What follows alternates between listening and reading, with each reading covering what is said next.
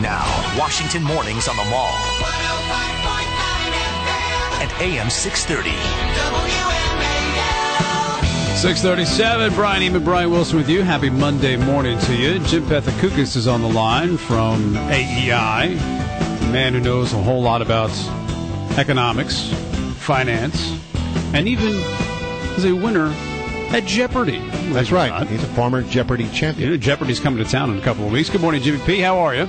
Oh, it just kills me when you mention the Jeopardy! Please, just don't mention it. It's just so. Why? Did you know that your boy Alex Trebek is coming to town in a couple of weeks? They're going to be filming here in D.C. Well, I didn't check my email. You're not going to have lunch He's with not them or checking anything in like with that? you? I don't know. I'll check my Google Calendar. I'll double check. Now, by the way, you're Jeopardy champion. Is that what it is? Is there no winners? Well, listen. I didn't win like the grand tournament of champion. Right. I won my first game, lost my second. Okay. So it is what it is. So when you win, you're considered a champion. You're not a winner. You're a champion. Is that how it works in Jeopardy? That's how it works when I tell the story. Works for me then, buddy. Works for me. How are we going to parse this? Let's champion. Let's leave it at that. Right. All right. That's fine. For one day at least, you were a champion. You're a champion in my heart. That's for sure. Actually, since they shoot 5 shows a day, I was actually champion for about 2 hours. Yeah, there you go. That's right. All right. So gas prices, look, around here, they're $4 a gallon if you live anywhere close to the city. Can the weak recovery, continue with gas prices hovering around $4 a gallon?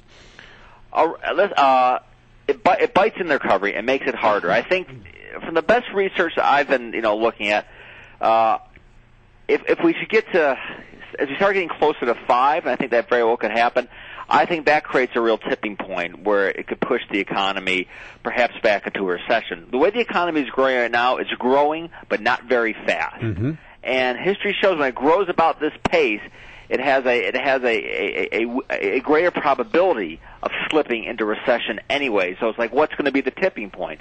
And gas prices could be that tipping point. So yeah, as they go up, I think the odds of recession probably spike dramatically. All right, you said $5. Why do you think it's possible that it could go up to $5? Well, you look at where it's at now. You look at the heightening tensions in the Middle East. Mm-hmm. I think that's not out of the question. Remember, it's almost like we've gone back to where we were. We had in 2008 where we had gas prices spike, and then we had like this break because we had this tremendous economic downturn. Demand fell. So we're sort of kind of back to where we were, where, a lot of the cheap oil has already been found, and you add to that sort of the global tensions, and you have high gas prices. All right, so you got high gas prices. We got an economy that's sort of slowly coming back, but if the high gas prices kick in, then that could sort of undo any progress that's being made. There's a very interesting article, though, that talks about how Congress and the Obama administration have kicked the can down the road on so many things having to do with the amount of debt we have that we're going to be facing in January of 2013 tax increases and spending cuts that would be in the neighborhood of 3.5% of the gross domestic product. And I went, well, okay, 3.5%, what does that mean? Well, I read an article this morning that said that's sort of equivalent to what many of the European countries are trying to deal with at this very moment. Sounds like that's not a good recipe. High gas prices, soft economy, and then this coming in January of 2013. Listen, if all those tax hikes hit, that will put us back into a recession. If the gas prices already haven't, that absolutely will. There's this like new theory going around Washington. Somehow these tax hikes don't matter, tax rates don't matter. Listen, it matters tremendously, and that sort of fiscal contraction, those are massive tax hikes. They would probably knock about 3 percentage points off GDP. And the last time I checked, we're only growing about maybe 1.5 or 2%. Mm-hmm. So two minus 3, that's a -1. That means a recession. Doesn't sound good. You're absolutely right. Yeah, the CBO came out with a score on the health care law. It now says it's probably going to be double the amount of money that was originally forecast on Obamacare. Number one, did that surprise you? And number two, why was it off so wildly? Well, because when they first created this estimate, it was a phony estimate because they started counting because it was like basically all the spending was pushed back and all the tax increases started immediately. So they were funding like 9 years of spending, 9 years of tax increases for 6 years of spending. Now that we've moved down 2 years, now you're looking at a fuller cost, and it's not surprising it's going to go up. And by one estimate in that report, spending over 10 years could actually be like $2.1 trillion. A lot of people are throwing out this $1.8 trillion. Under one scenario, it actually would be $2.1 trillion. So this is going to be tremendously costly. There are so many, and I've been looking at it especially hard over the past week. There are so many ifs and question marks that the spending forecast is a bit of a guess, anyways. But certainly the trends are not in the right direction.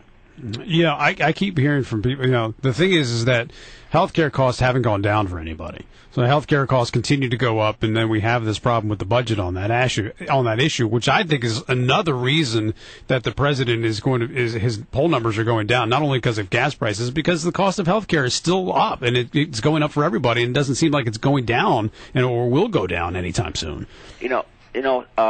For most of the economy, for 80% of the economy, the way we try to figure out prices and keep prices low and value high is through competition. Well, we're trying a completely different theory with healthcare, which we're going to try to keep prices down and quality high through better bureaucratic tinkering. And to me, that is really the heart of Obama. We'll see if it works. It's a great experiment. I just wish I didn't have to be the guinea pig. Right. All right. You're a Chicago boy. Yeah. Illinois primary tomorrow.